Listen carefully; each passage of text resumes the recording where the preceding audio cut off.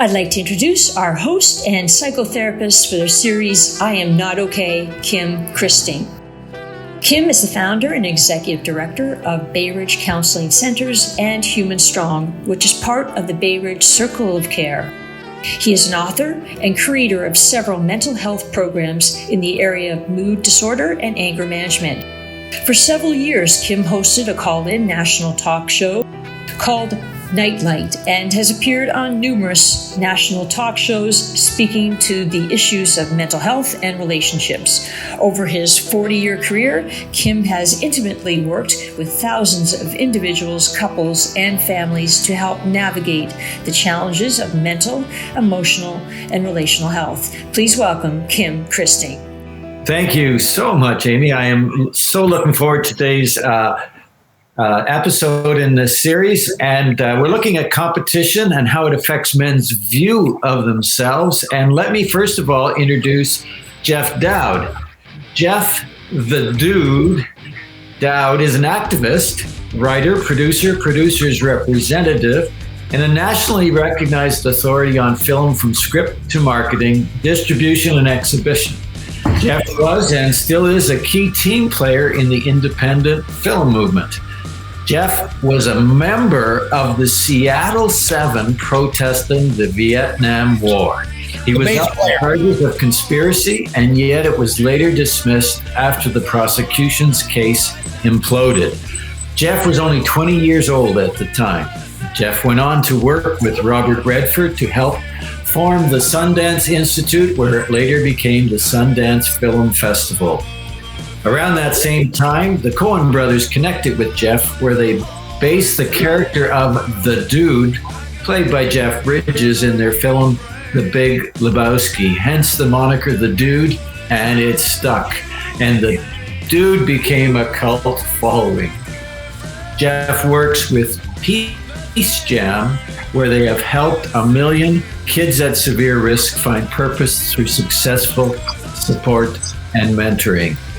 Our second guest is Pepper Foster. In 1985, notorious twin brothers Chip and Pepper co-founded the iconic skate and surf lifestyle brand.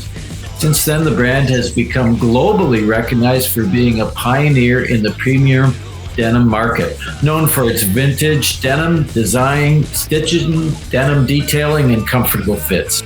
In 1990, Chip and Pepper landed their first TV show on NBC Universal, E! Channel, and MTV. The show gained huge popularity, and they became Hollywood stars, and their fame quickly spread. Today, Chip and Pepper continues to embody a rich heritage representing California's laid-back vibe that is rich with surf and denim subculture. Chip and Pepper are getting the band back together and focused, formidable, and young. Meanwhile, during a slight Chip and Pepper hiatus, Pepper had his eye on the iconic lifestyle magazine Easy Riders, inspired by the cult film Easy Rider. So when the original founder of the magazine was thinking of selling after 50 years, Pepper leaped into action and purchased the iconic lifestyle magazine and brand with 13 other publications such as Tattoo, In the Wind, Biker, and more. Today, he's created multiple licensing deals worldwide for Easy Riders and several franchise opportunities. Well, Jeff and Pepper, thank you for joining us and welcome to the show. When I read your bios, I think I must have slept most of my life. Man, you guys have been busy guys. You've been busy guys, and we want to talk about what drives you. Let's just start with that. What drives you most in your work and in your passions, guys? Let's start right there. Jeff, you can go ahead, but I think at the end of the day, probably Jeff's the same way as myself. Number one, Jeff, great to meet you. And I love your story, so it's awesome. And I will have hair like you one day. Trust me, I'm working on it. But I think, to me, working every day, I don't think that the success, and maybe Jeff feels the same way, but myself, I'm frankly honest with this, I never feel that I'm successful. I don't think I've ever I've never had the ability to feel like, I guess I run on fear. That's me. I mean, Jeff might have another situation, but I always feel like I never have it, and it's not about money or fame, or I don't know. It's something inside that I wake or how I sleep, and I just run on fear. What do you mean you run on fear? What do you mean by that? You run on fear? I run on fear that I won't be able to make it. Does that make sense? I'm not sure. Well, make what? What do you want? What make what?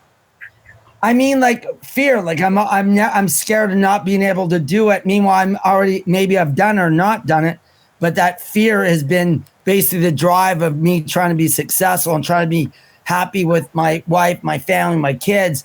But I think fear is a huge, on anything. Like I feel inside I can do anything, but at the end of the day, that fear drive is very strong.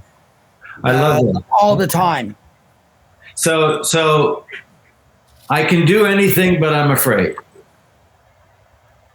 Yeah, or I can do everything, but I have fear of not succeeding, not because I can't do it, just I don't want to fail. Okay. And so failure, being afraid of failing is something that plays in your mind. Yeah, because like Jeff and myself, I don't want to be a loser. I know who I am. I'm confident in myself, and I've been successful in that. But I think at the end of the day that, fear is a drive that I feel that even though I've been successful and where I am in my life, even with Easy Riders, I love the brand. I think the brand's a super brand, but yet I don't want to let anyone down, because in the biker world or that community is massive, and I don't want to let any of those people down because I took on a huge chunk. I mean, my mouth's only so big. Meanwhile, I'm dragging a dinosaur across, the ice. Right.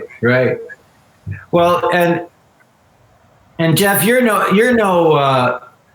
newbie to taking on a challenge. Whenever I think of your story with Vietnam and at 20 taking on that huge machine and going against not the culture, I guess. And so you're not much afraid of a fight. There are certain people that are trying to say, how can we work together as opposed to compete? Now, mostly that's coming from women right now. And I don't want to say mostly. It's coming a lot, but a lot of women are getting that, okay? And they understand that. So that's kind of one of the things. So do you think, men have been thought to compete or be competitive, but I do think research would show that both men and women are competitive, but they compete in different ways. So is that what you're kind of referring to, Jeff? Yeah, we'll get into this. Look, I'm trying to work on solutions, and one of the solutions I'm working on is trying to, I've been around visionaries, fortunate to be around them all my life, and sought them out and been in the right place at the wrong time or the wrong place at the right time. And so we're taking the next step, and it's called Our Classic Tales and Solutions to Fuel Our Imagination in the Future. So seek Facebook and it's storytelling. Every 3-year-old and 5-year-old can tell a story, but it's a chance to use storytelling in a new way. This will, make Facebook kind of obsolete and all that kind of stuff. In other words, in a way we can communicate, and everybody can communicate the solutions of their own tales, our classic tales. Okay, so to show how we can work together. Okay, now if you want to go back, you're a psychologist, psychiatrist. You certainly know who R.D. Laing is. Right? Mm-hmm. Who I was hanging with when I was 17 in London, but another story. But what he talked about, whether you like him or not, is how certain things in families caused schizophrenia and other problems. Okay, and what I'm going to say is, I don't think it's innate for men to compete and not for women and stuff like that. It's the way society has organized itself. Okay, and it's organized itself in a real bad way in some ways, and real good way, and real paradoxical way in other ways. My father, economic historian, would refer to our economy as the casino economy. What happened yesterday on Wall Street? You guys know what happened. well, some company in China, it's a real estate company, is over leveraged, and because of that, as the New York Times said today, they're using the L word, like as in Lehman Brothers, 2008. Okay, so it's that competition.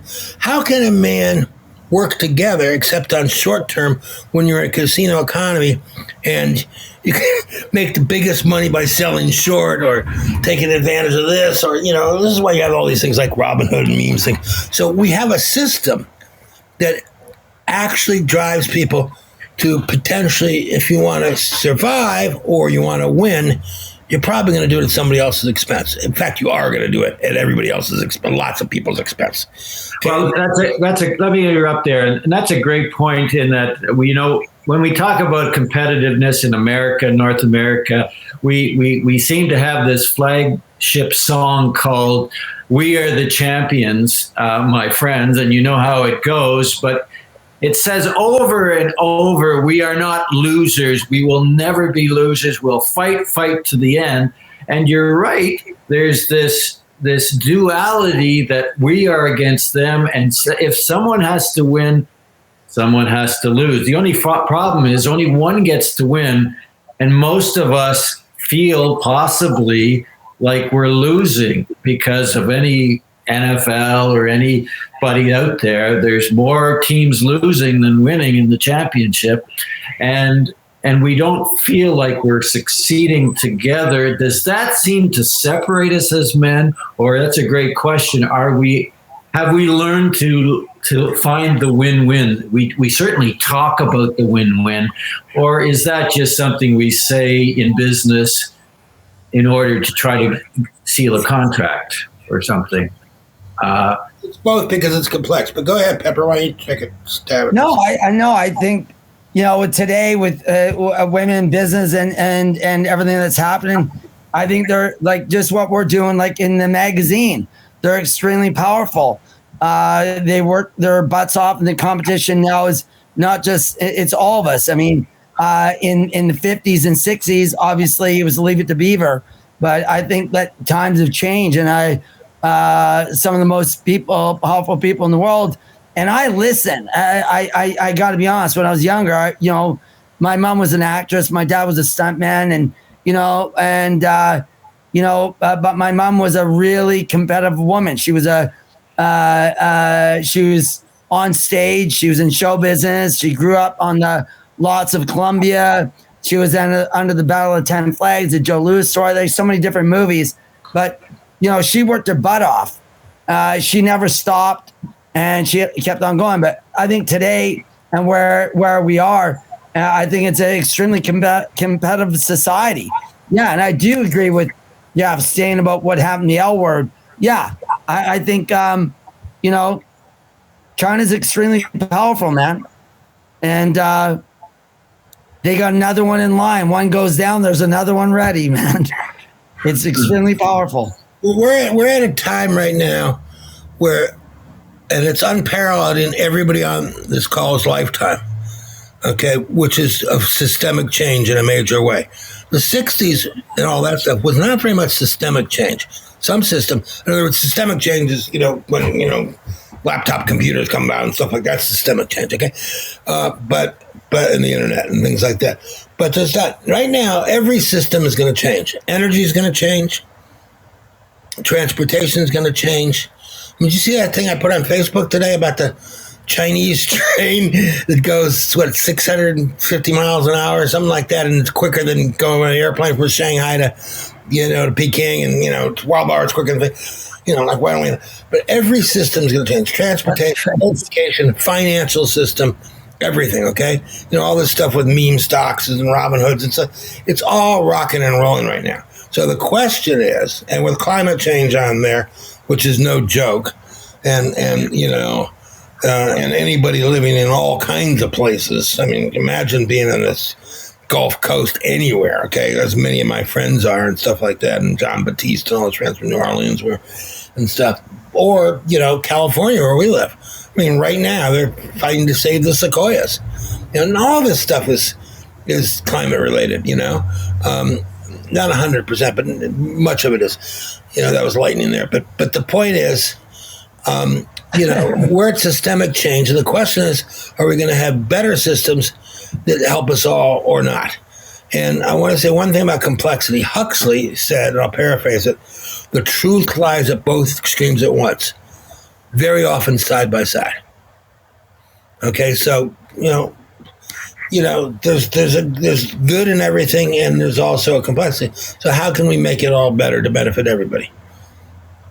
Hey, Jeff, one question. Well, I like. Sorry, Doc. Go ahead. Well, I love what you're talking about with complex theory and et cetera, but I think you're absolutely right. In my work, I am interested and concerned about the complexity of the ability to adapt where we used to compete in our own little area, when we used to only compete with one or two dynamics. Now we're playing chess, three-dimensional chess in all kinds of areas within business, within all those systems. And psychologically, emotionally, relationally, are we going to be able to adapt, and at what cost? And so we have people like Simone Biles, who probably will put me to shame in terms of how she has dedicated herself to a competition in gymnastics, who steps down and says, my mental health is more important than the gold medals. And she recognizes the complexity of our emotional, psychological, that it's connected to my physical. And so it's interesting. I like what you're saying in terms of the huge complexity of competing in a healthy way, because it does make us do better or perform better, but it also has a tipping point that's very concerning, at least from my desk and from my office, with how this generation is experiencing anxiety, depression, relationship issues, and just being able to cope. And so, how do you guys manage that? Have you ever worked and looked at something so hard that felt overwhelmed or overcome in your work in that complexity? Go ahead, Jeff. No, you go, Perry. No, I number one, I do want to come back to Jeff for a second. I do, in the competitive nature of which I'll get to that question and answer it. But sequoia trees are my favorite. What are sequoia trees, Pepper? The sequoia trees, they're one of my favorite trees. I love them. One of my favorite trees. One of my I like redwoods. I love trees. Anyhow. Well, we have something in common. I love trees. Weird. No, you know what? To be honest with you, no bullshit.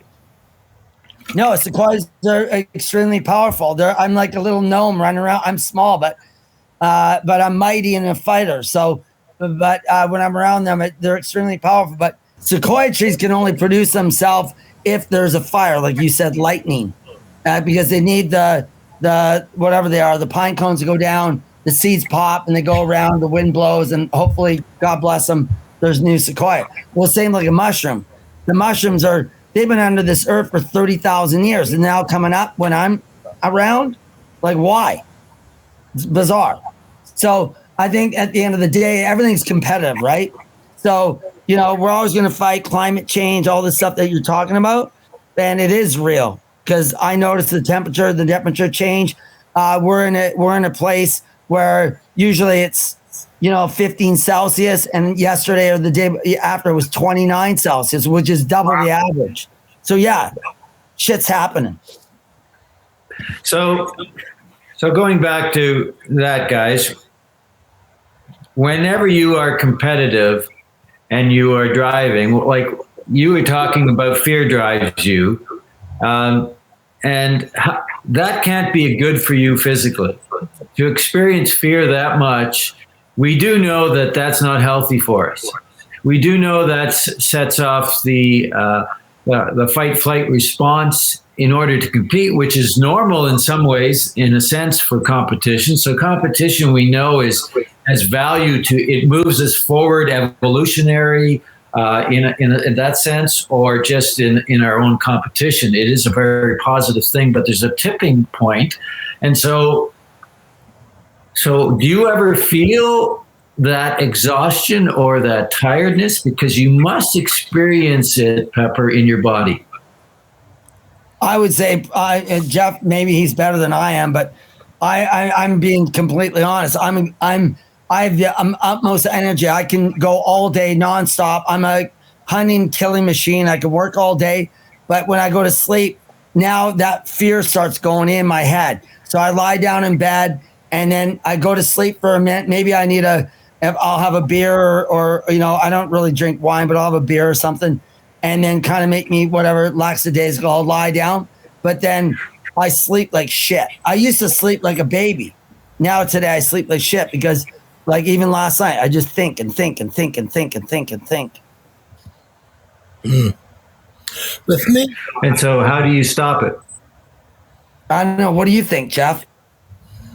Well, I was going to go back to the question, but I mean, I do melatonin, for example, and stuff like that, and smoke a little pot at night. Yeah. Anyhow, part of my motivation comes from worrying, which I got in as an inheritance from my grandma Ada, whose husband Sam Druskin invented the epidural, which every woman who's ever been pregnant will think he is the god who walked on this earth. He also marched into Israel with Allenby of, Lawrence of Arabia fame and started the first hospital there funded by the Rothschilds. And he also perfected the cesarean section. He dies at 51.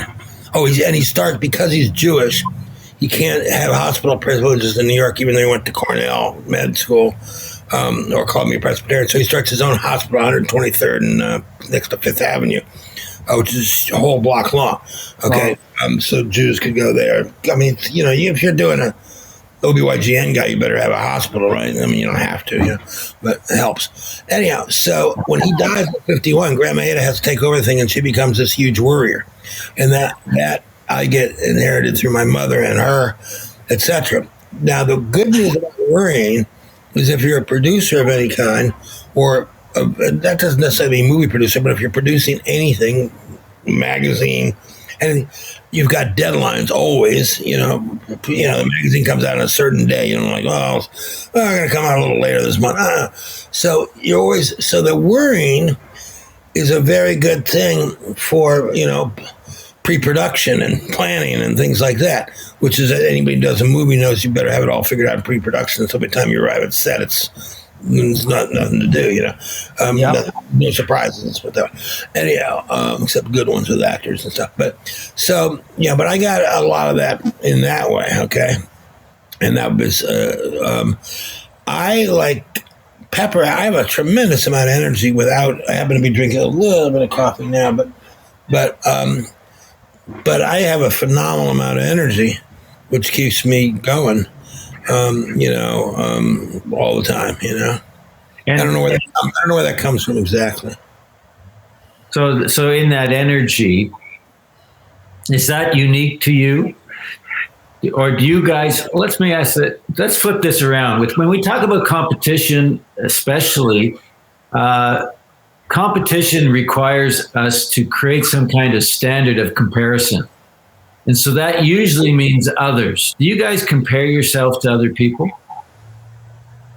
I personally, maybe that's the loser in me. I don't.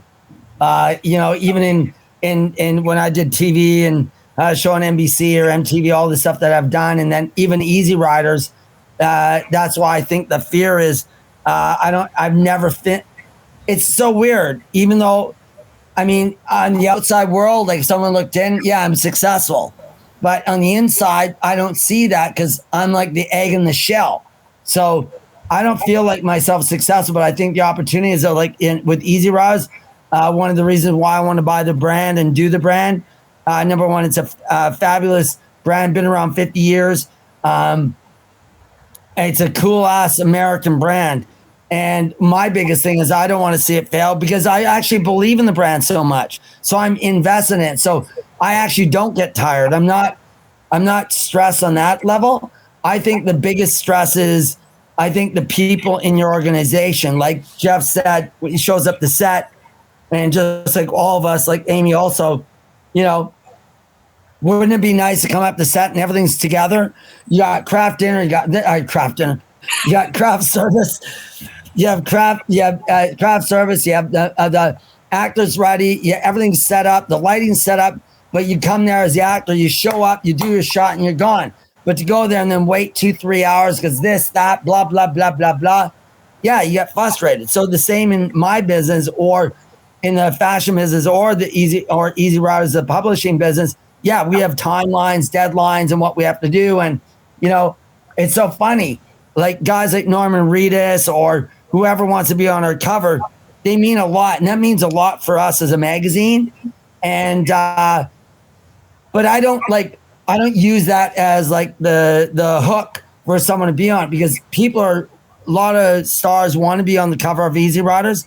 I'm not saying they're wrong or right. But, I guess at the end of the day, it's like Jeff said, and Amy's on the phone. Amy's on here too, that if you need the right people, if you have the right people that don't trip you up when you're walking the set, or the makeup person sticks the freaking makeup brush in your eye, so now your eye's all fucked up. Like there's a lot of shit like that. So at the end of the day, if you have the right people, I think then you're successful. But if you have guys tripping you up, throwing barbed wire, throwing landmines, grenades, it's extremely tough. Look, I mean, I'm all for competition. Competition is a good thing. But, go back to starting to think about for kids. The question with competition is, are the losers better after the competition, or are they destroyed? Take two extremes, okay? Do the losers benefit in a game or something, or a financial thing or something, an endeavor, or were they destroyed entirely? And that's the change we have to make, so that and to make sure that competition is a good thing. And yes, you can become a millionaire, zillionaire. Yes, you can do this. Yes, we cherish entrepreneurship for sure. It also comes down to teamwork, okay? And learning how to have good teams is everything in every business. Our CBD business, we're doing Dude's Dream. The team we put together, 10 people, is phenomenal. I mean, from research people to the people providing the stuff, wow, to stuff like that. It's a phenomenal team. And we will, be doing all kinds of things that help people be better, feel better, with the product. So it sounds like for both of you, I found that interesting. There are other people, and you mentioned this, Pepper, but both of you is kind of saying the same thing from your history. You better be motivated by the right reason. In other words, other people might see as successful. Now they might be competing or comparing themselves to you and see you successful, but you're saying, it always seems to me that you have a purpose, or you're driven to find some purpose, and that gives you lots of energy. Is that fair to say? Sure. It's the why in the work. Why are you doing this? You believe in the brand. Yeah. But you're also saying the complexity means that to do anything very significant today, you better be working with others. Yeah. I think it's a team effort. It's like Jeff, Jeff's probably a lot like me. I'm watching him right now and I see how he is. Like I'm being honest. I love Michael Jordan, but I don't want to be Michael Jordan. Okay. In my head, that's not who I am. I'm happy with myself. I'm confident with myself. I made a lot of bad decisions, a lot of bad mistakes, but they also critique on what you do and make you a better man and make you better and competitive, and maybe listen to more and take your time with different opportunities instead of fucking knowing everything, because, when I was younger, when I moved to Hollywood and shit, I knew everything. You can tell me shit, So at the end of the day, did it help me? Yeah. It also probably hurt me too, because I was young. I was younger, back then it was like, when we were young, we didn't have the cell phone, the technology. We didn't have Twitter. We didn't have Facebook. We didn't have Google. We didn't have nothing. Everything was a word of mouth. I heard about Jeff. Jeff heard about me. Oh my God, let's meet. We'll meet at the Sunset Room, or we'll meet you at, Rainbow Club, have a pizza. Like that's how it worked. and you had the big brick pizza. I mean, you know, to ask for someone's phone number, it wasn't like today. Today, it's instant gratification. You can hammer someone on TikTok or whatever and say things that Jeff was mentioning. It's so quick today. I'm not on social media personally. I mean, do I own my name on social media? Yeah, I got 4 followers. I don't really care. But in my head, I'm not that guy. You know, I don't need to be Nicki Minaj with 22 million followers or, you know, blah, blah, blah. Yeah, would it work? Maybe I'm stupid. But on the competitive nature, 100%, most of these kids now are in that world. So, Pepper, whenever you were young, did you spin out of control in any way when you say you made mistakes and you now have kind of, did you ever spin, you were running hard and fast, I assume? Yeah, 100%. Yeah, 100%. I mean, we drank a lot of beer. I didn't really do drugs at all. But, you know, most of my friends, and when I was growing up in Hollywood, you know, from, you know, like everyone, like, you know, the days of Guns N' Roses and Chili Peppers and all that, and Chad and all those guys, we were all pretty tight group, but we drank a lot and had fun. But, you know, that was kind of, it was really fast, actually. If you think about it today with my kids and stuff, it was extremely fast. So, yeah, I was going full tilt, and yeah, you sometimes hit a wall and then you're not as good as the next day, but you kind of get up, pick up the pieces and charge, you know? Okay. And has things changed? Are you still running hard?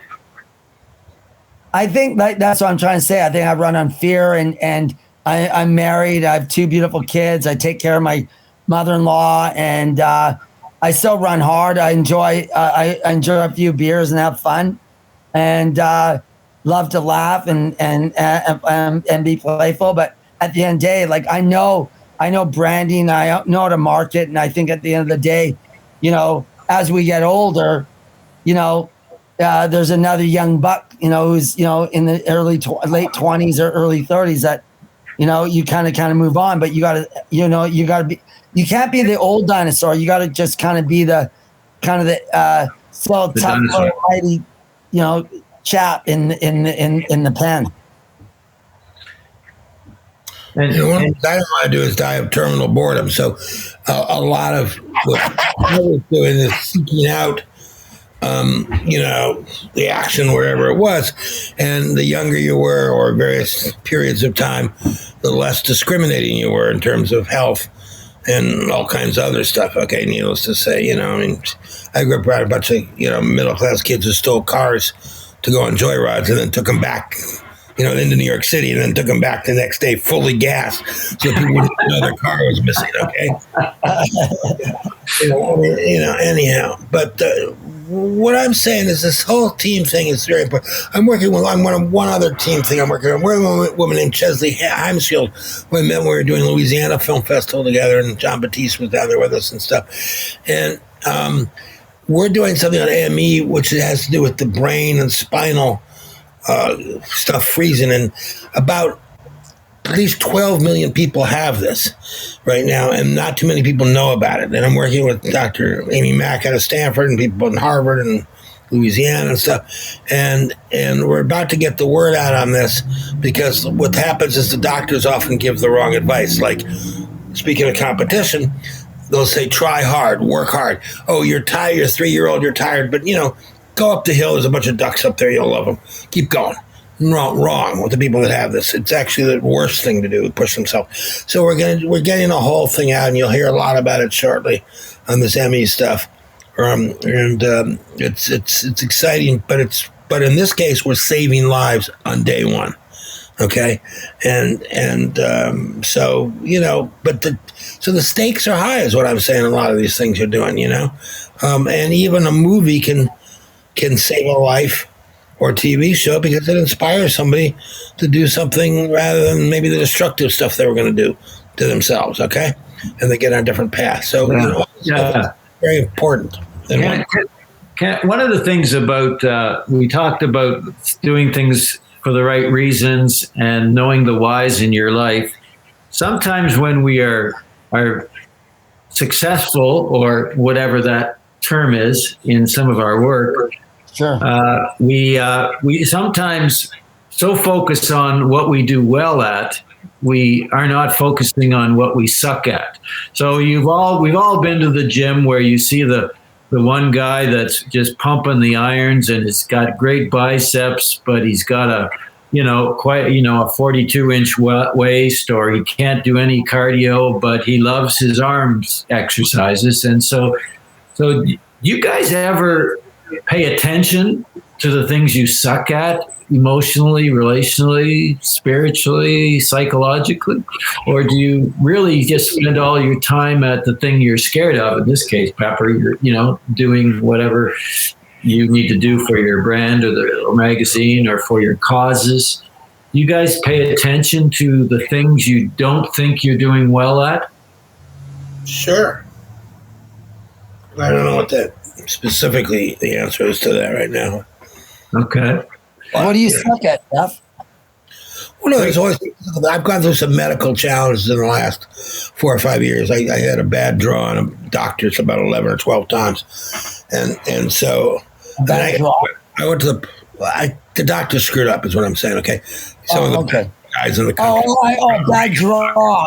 I get it. Yeah. And hence, for example, I was in rehab at one point for 2 months, not for drugs, to learn how to walk again. I learned how to go to the bathroom again. Okay, because the doctor screwed up on a 2.5-hour laser tropic hernia operation. So got to 2 months later. Okay, so during that, so one of the things I'm having to concentrate on now is getting back in shape, and all that kind of stuff. When I was living in Santa Monica, Venice Beach. We had a border collie.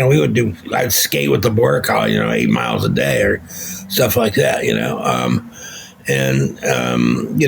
so so getting in shape is one thing. What do you suck at? Well, I think, some spiritual things I could be doing a little bit better. I'm very spiritual in some ways, but for example, I'm not meditating. And maybe I should get into that more. I'm all set to start doing it, and I know how to do it and all that. I'm not talking about this like TM as much as just meditating, at home and stuff like that. But well, I don't know, but most of us, it's human nature to focus on one thing and ignore the other, right? The more focused we are on something, that we tend to end up not focusing on something else. And so some of us don't focus on our relationships. Some of it don't focus on our own emotional or internal world inside. We're not paying attention to our physical health or our emotional health. And so do you tend to not do that? Well, I could do more in terms of various relationships I have, with friends and stuff, obviously during these COVID periods in time too. And I can listen better, I think, too. That's very important, I don't know, what do I suck at? I suck at all kinds of stuff. I wish Jill was here. My better half was here. She's doing an art thing right now. She could help me out on this one. Or I could put my kids on, my daughters, Keely and Annabelle. I could help her, Yeah. Plenty of things, I got work to do. Well, I think we better know what we suck at. What about you, Pepper? No, I it's so funny. That's why I can laugh. Jeff's kind of right. I suck a lot of shit.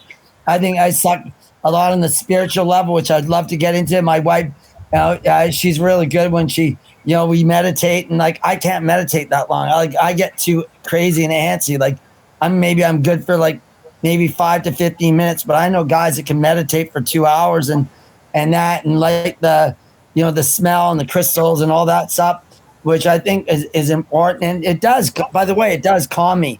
I also suck at, obviously, relationships, and kind of what Jeff said, listening. I need to listen more.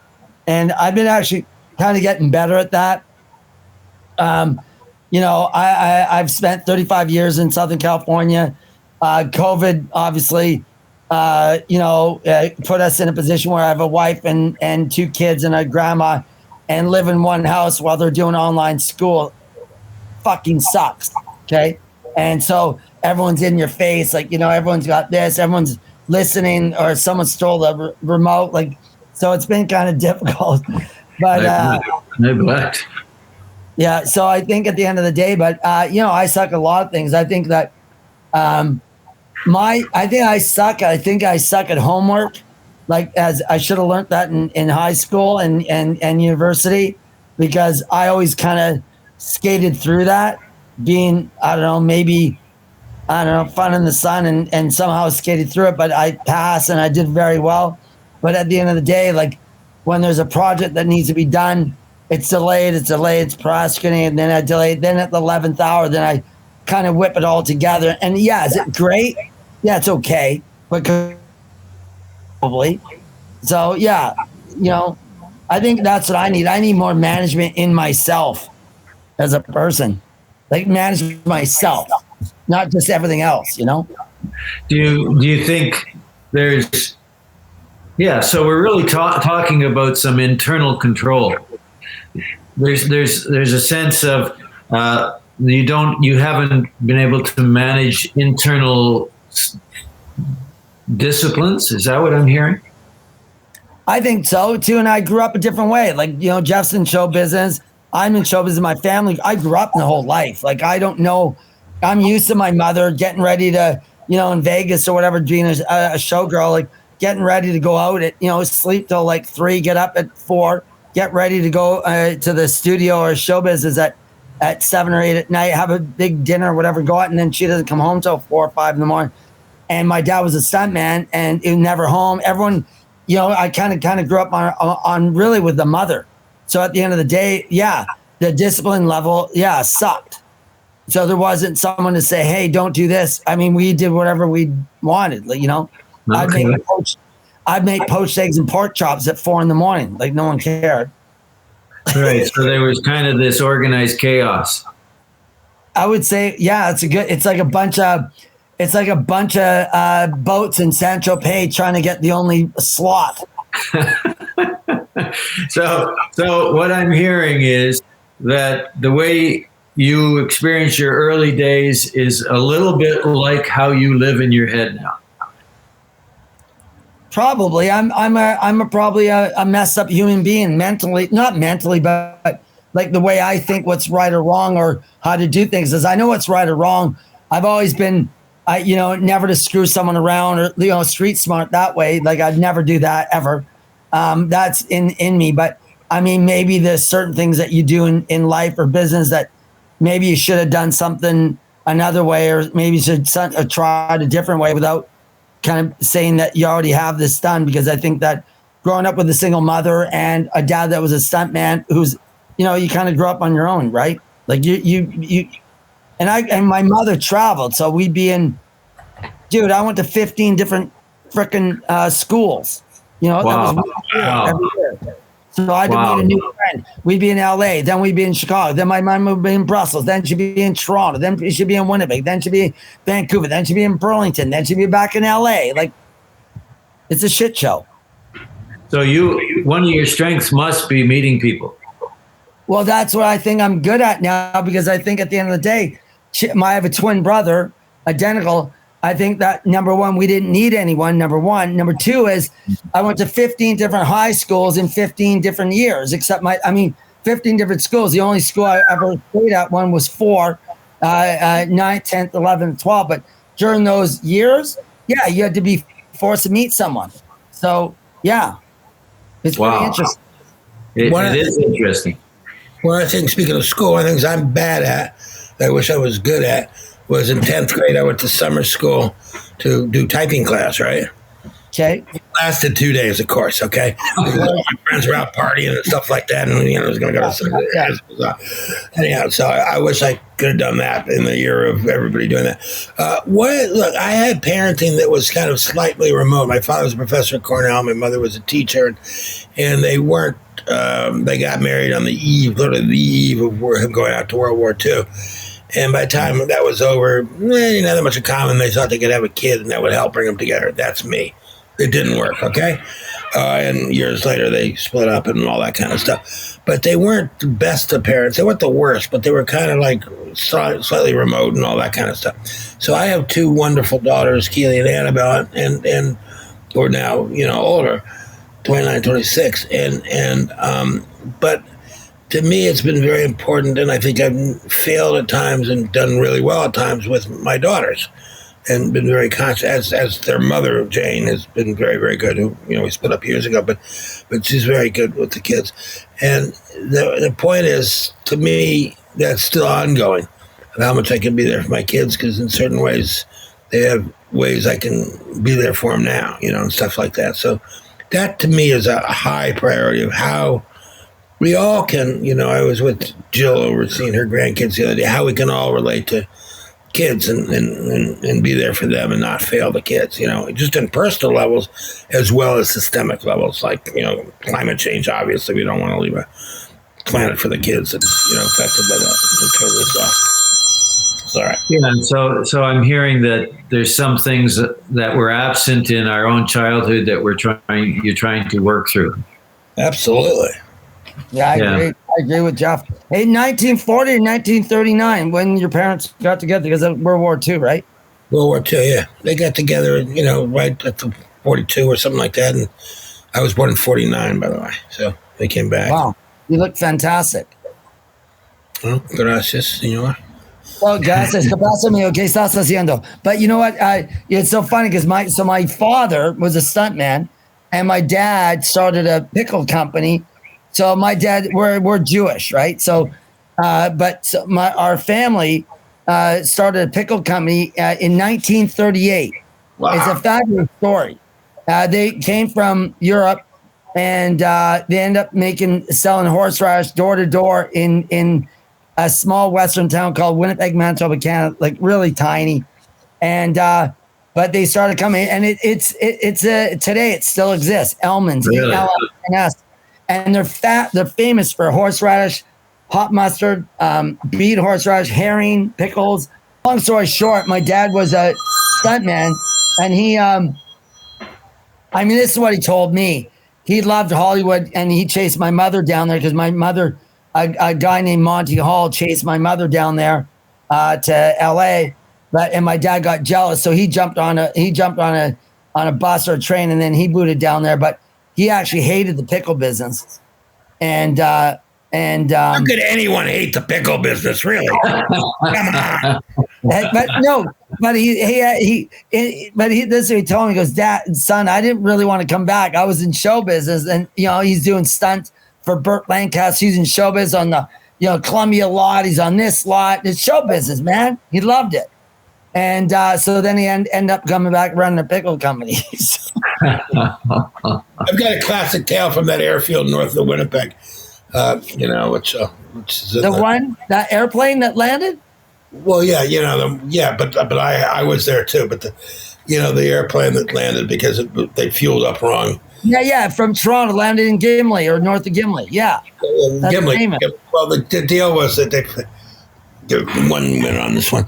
They fuel. It was a new plane, and they fueled up on gallons rather than metric. And flying around, going to, I believe, Vancouver, and they realize they're running out of fuel, and they go, okay, we'll try to make Winnipeg. But it looks like they're not going to be able to make Winnipeg. So somebody says there's this fucking airfield there, Gimli, which was a World War II place, which I knew because I'd done a thing with Russell Crowe there and stuff like that. And anyhow, anyhow, so they're coming in there. Well, what they didn't realize, and there was no contact with anybody. There's no airfield. There's nobody there. There's no cops there. So here's this plane coming in, gliding, by the way, to last, whatever miles, 50, 100 miles. Well, the thing is, on Saturday on the airfield, guess what's happening?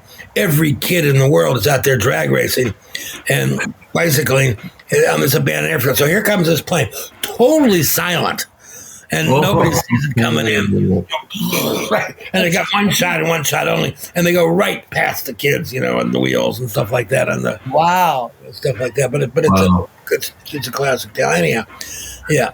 What did you do with Russell Crowe there? I'm interested. What did you do with Russell? There's a movie, don't go on a quiz show with me, not almost. It was a World War II movie about pilots training that Kim did, the director from Winnipeg, about pilots training to go to the RAF.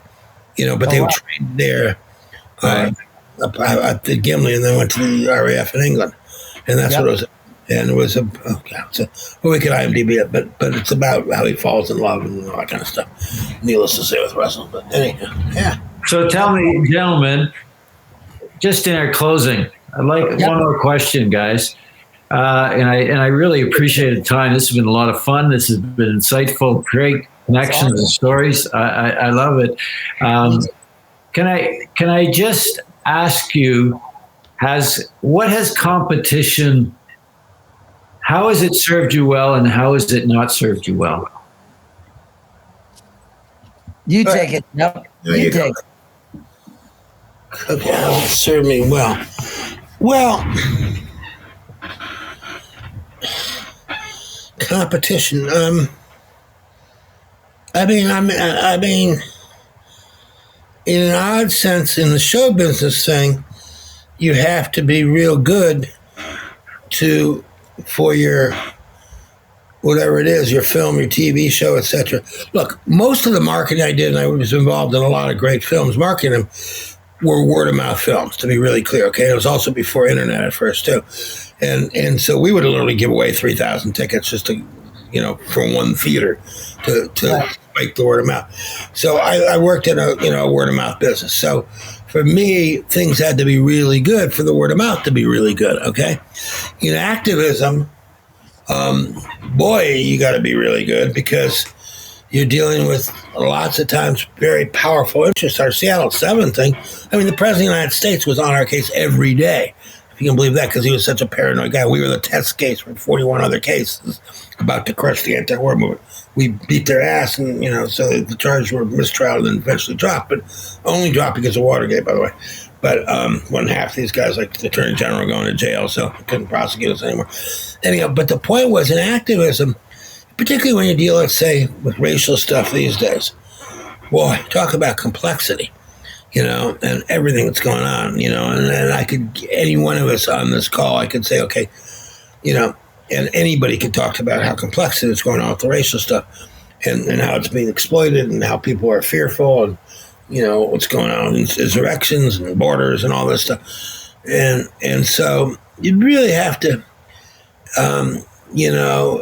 be very good, because in this case, you're competing with untruths and lies and fear. You're competing with fear when in the racial stuff is what you're really competing with. So you have to help people. And we've done tons of organizing of Trump-like people. Believe me, during the Vietnam era, there were plenty of people who had kids in Vietnam that didn't want to see him invade, were very pro-war, that turned out against the war, okay? So people, and there were racists too, and so people can be organized and change, but you better be really good. That's the competition. You better have something to say, and you better be able to bring people together and create new teams so people, So in that sense, even in activism, competition is very important. And in that case, it's competition to get to the truth and get to inspiration and get to comfort for people and well-being so they feel secure. So I like that a lot, in that to fight, that's quite the enemy, fear. And to be able to overcome fear with truth, and truth is obviously the sense of strength. And that kind of goes back to whenever we're at work or whatever, the why we do what we do. We better have that real, what I'm hearing from you, Jeff, is that we need to really understand and be able to be very clean and clear in that communication of why we do what we do. And that, the better we are at that, the more likely we not only will win, because we ultimately, hopefully, believe that truth will overcome fear, and we're constantly pursuing that truth, and we need to seek after that and understand it. But that's excellent. What about you, Pepper? The things that competition have taught you well, or things that you have not, it hasn't served you well? I like what Jeff said. I think being a twin is a little bit different than a normal person. So when I say I'm not single, that means I'm not like, I haven't been brought up like by myself. Like maybe Jeff, are you a twin or no? No, but Jill, my better half, has 2 twin daughters. There you go. Who I was just with, and who are mid-30s, etc. Identical twins. Yeah, so I'm identical twin. So twins are very different.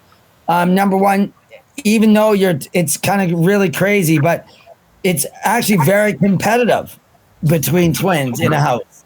So the competition starts right when we're 0 of age, 2, 1, 2. So the competitive edge, like he wrestled, we played lacrosse, I played hockey, we surfed, we skateboarded. You know, I used to skate every day, and there was always a competitive edge. We skied, we snowboarded, but Chip was better in air, and I was better on bumps, or I was better going extreme skiing. He was better at jumping out of a helicopter backwards. I mean, I did ski movies, all that shit. So that is all in me. And I don't even think it's jealousy. When I see some young punk 32 years old that's running a huge company and blah, blah, blah, blah, blah. Yeah, inside, I don't know, maybe I'm an old man, but inside I go, like, this kid is a punk. The way he's talking, the way he's disrespectful to people and stuff. And I think that competitive edge makes you hype up. It doesn't matter what race you are. It's just inside you, that the competitive edge, and that's what you are and what we do. Like a wrestler or a MMA fighter or a boxer or what have you. It's the same in business. You know, no one wants to do better. Just, you know, we want to make the best gene and be proud of the best gene or the best magazine, or like Jeff makes the best movie or whatever. Yeah, but you know, competition is fierce. That's why they do the Golden Globes. That's why they do the Oscars. It's competition, you know, and the winners kind of filter to the top, don't they? Like quickly, like an artist. You don't really have to pick a new artist. The artists in the world have already been there. You know, the Warhols or the whatever they are. You know, they're already out there. They're already winners. They're already voted winners. So it's pretty hard to compete against that. But I think the competitive nature in all of us is no matter what anyone says, we all have it. You do, Doc. Jeff has it. I have it. We all have it. And without that, then you're just a weakling. You need that. You got to be up strong and be there ready. Even if you lose, yeah. It's like what Jeff said earlier about losers. Yeah, losers, what do? Do they commit suicide? Do they do this, do that, or do they get better? I don't know. But I think competition and competitive nature, it sucks, but we need it to make us better. And you look quickly, look at the Emmys, for example, and how the winners all embraced the losers because they said we're, particularly the women, doing that. But even somebody like Bill Harburg with the Queen's Gambit and stuff like that, and that whole cast, they were all talking about how we do these things together. And you may not be up here, we may have won, but we're part of the same thing, okay? And that's very important that they're doing that, you know. Thank you to you two, gentlemen. It's been a lot of fun, and wish we had more time for. I mean, we could wax stories and probably entertain each other for a long, long time. Sure. But thank you so much for your time, and all the best in all your work.